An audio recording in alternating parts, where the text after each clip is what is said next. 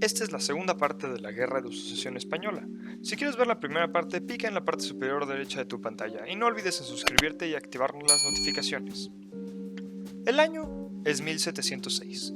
Tras la rendición de Barcelona, Felipe V intenta retomar la capital catalana con 18.000 fuerzas borbónicas contra 9.000 fuerzas austracistas, que inicia a principios de abril. Para finales del mes, las fuerzas borbónicas ya habían tomado el castillo de Montjuic, listos para asediar la ciudad. Pero el 8 de mayo llegó una flota anglo-holandesa comandada por John Leake, que forzaría a las fuerzas de Felipe V a retirarse. Al partir de Madrid, Felipe V dejó casi desguarnecido el frente portugués, por lo que casi al mismo tiempo que llegó a Barcelona, la escuadra aliada, un ejército anglo-portugués, tomaba Badajoz y Plasencia, y avanzaba sobre Madrid por los valles del Duero y del Tajo. El archiduque Carlos logró llegar a Madrid, pero no fue muy bien recibido por el pueblo. En el resto de los frentes europeos, los borbónicos eran derrotados en la batalla. En mayo de 1706 se enfrentaron 62.000 fuerzas aliadas contra 60.000 fuerzas borbónicas y 15.000 soldados eran hechos prisioneros, con lo cual el duque de Marlborough tomaba casi todos los Países Bajos españoles, y en Italia se levantaba el asedio de Turín, la capital de Saboya, lo cual permitía al duque de Saboya tomar Milán el 26 de septiembre y Eugenio de Saboya conquistaba para el archiduque Carlos el reino de Nápoles. Las cosas no se veían muy bien para Luis XIV y Felipe V. El 25 de abril de 1707, un ejército aliado anglo-luso-holandés presentó batalla a las tropas borbónicas en la llanura de Almansa sin conocimiento de los importantes refuerzos que estos últimos habían recibido. Así, la victoria borbónica en la batalla de Almansa fue muy importante, pero no decisiva para el final de la guerra. El ejército aliado se retiró y las fuerzas borbónicas avanzaron tomando Valencia y Zaragoza. Aunque ahora las fuerzas borbónicas superaban a las aliadas en batallas terrestres, estas eran opacadas por la superioridad naval de la flota anglo-holandesa. Además, la guerra en Europa le iba mal a Luis XIV y sus enemigos la habían puesto al borde del colapso militar. Había enviado una expedición desastrosa con la intención de restaurar los Estuardo en Escocia. A principios de 1709 comenzó en Francia una grave crisis económica y financiera que hizo muy difícil que pudiera continuar combatiendo. Por eso Luis XIV envió a su ministro de Estado, el marqués de Torcy, a La Haya, para que negociara el fin de la guerra.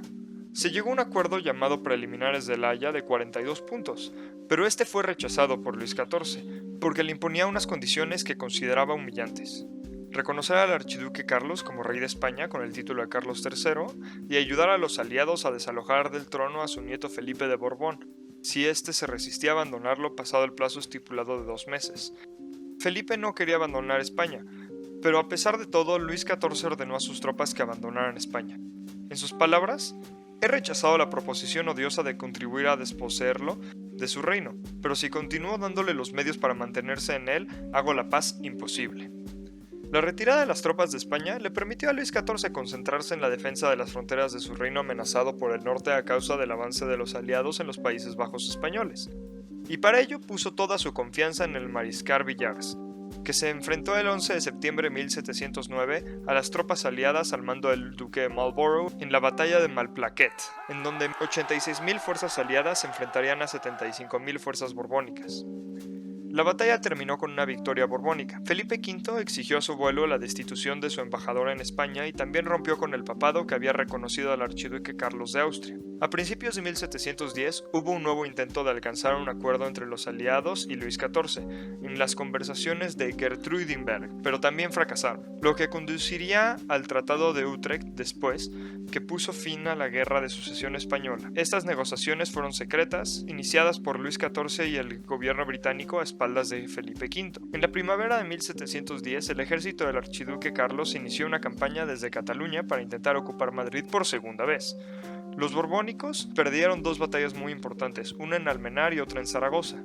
Tras esta victoria, el reino de Aragón pasó de nuevo a manos austracistas, y Carlos III, el archiduque, cumplió su promesa y restableció los fueros de Aragón. Luis XIV, desengañado de sus posibles pactos con los aliados, envió al duque de Vendôme, con quien, en una nueva campaña, Felipe V, que marchaba y acompañaba con su ejército, volvió a entrar por tercera vez en Madrid el 3 de diciembre en medio de un clamor estruendoso. Vendôme comentaría: jamás vi tal lealtad del pueblo con su rey. Tras la retirada de Carlos, el ejército británico de James Stanhope se refugió en La Hoya, donde está la población de Viruega, a 85 kilómetros de Madrid, sin asegurar las alturas que la rodeaban. El ejército borbónico no vaciló en colocar piezas de artillería en las alturas circundantes y bombardear la ciudad para desencadenar después un asalto, donde así inició la batalla de Viruega, en donde 20.000 fuerzas borbónicas aplastaron a las 4.000 fuerzas inglesas. Esa misma noche el príncipe de Starnberg, con el resto del ejército austriaco y las tropas aragonesas, unos 14.000 hombres, llegaba para auxiliar a Stanhope.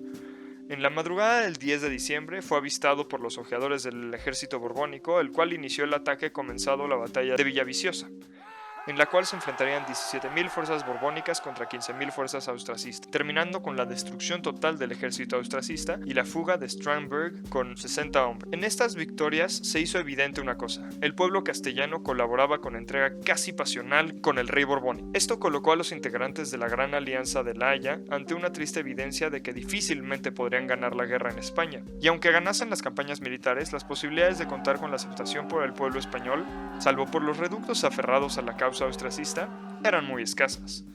Tras los triunfos borbónicos de Viruega y de Villaviciosa, la guerra en la península ibérica dio un vuelco decisivo a favor de Felipe V. El victorioso general francés fue aclamado en Madrid al grito de Viva Vendôme, nuestro libertador, y también tuvieron una importante repercusión internacional porque sirvieron para que Luis XIV cambiara su postura de dejar de apoyar militarmente a Felipe V, y para que el nuevo gobierno británico conservador, que había salido de las elecciones celebradas en otoño de 1710, viera reforzado su programa político para acabar con la guerra lo más rápidamente posible, avanzando al Tratado de Paz. En febrero de 1712 moría el duque de Borgoña. Luis XIV deseaba nombrar regente a su nieto Felipe, pero los ingleses pusieron como condición indispensable para la paz que las dos coronas de España y Francia quedaran separadas.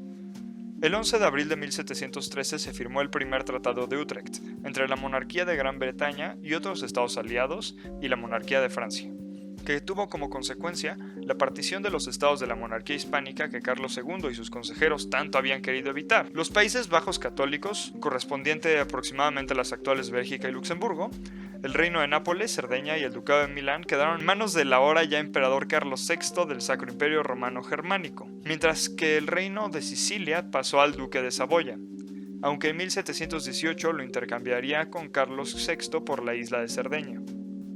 El 10 de julio se firmó el segundo Tratado de Utrecht entre las monarquías de Gran Bretaña y de España, según el cual Menorca y Gibraltar pasaban a la corona británica. La monarquía de Francia ya le había cedido en América la isla de Terranova, la Acadia, la isla de San Cristóbal en las Antillas y los territorios de la bahía de Hudson. A esos hay que sumar los privilegios que obtuvo Gran Bretaña en el mercado de esclavos mediante el derecho de asiento y el navío de permiso en las islas españolas. El imperio austriaco se había quedado fuera de esta paz, ya que Carlos VI no renunciaba al trono español y la emperatriz austriaca seguía en Barcelona. Las cesiones españolas al Sacro Imperio Romano Germánico no serían efectivas hasta que Carlos VI renunciase a sus pretensiones. Eso sucedió en dos fases. Primero, con la paz entre el imperio y la monarquía de Francia, con el Tratado de Rastatt el 6 de mayo de 1714, confirmado en el Tratado de Baden de septiembre y definitivamente por el Tratado de Viena, firmado por los plenipotenciarios de Felipe V y Carlos VI. Como consecuencia de este último tratado pudieron regresar a España y recuperar sus bienes la nobleza austracista, que se había exiliado en Viena, entre los que destacaban el duque de Uceda y los condes de Galve, Cifuentes, Oropesa y Jaro. Terminada la guerra, uno se preguntaría, ¿quién ganó? Claramente el único verdadero vencedor fue el Imperio de Gran Bretaña, ya que se hizo con estratégicas posesiones coloniales y puertos marítimos que fueron la base de su supremacía futura. El Ducado de Saboya recibió ampliaciones que lo transformarían en el Reino de Piamonte. El electorado de Brandenburgo se extendería hasta transformarse en el Reino de Prusia. En cuanto a España, el desenlace sería la nueva dinastía borbónica, a costa de la pérdida en sus posesiones en Italia y los Países Bajos más Gibraltar y Menorca, y de la pérdida del control del comercio con el Imperio de las Indias, a causa de la concesión a los británicos del asiento de negros y del navío de permiso. Con esto inició la decadencia española. Así pues, Felipe V fracasó en la misión por la cual fue elegido como sucesor de Carlos II, conservar íntegros los territorios de la monarquía. El mapa europeo había cambiado drásticamente, así como el balance de poder.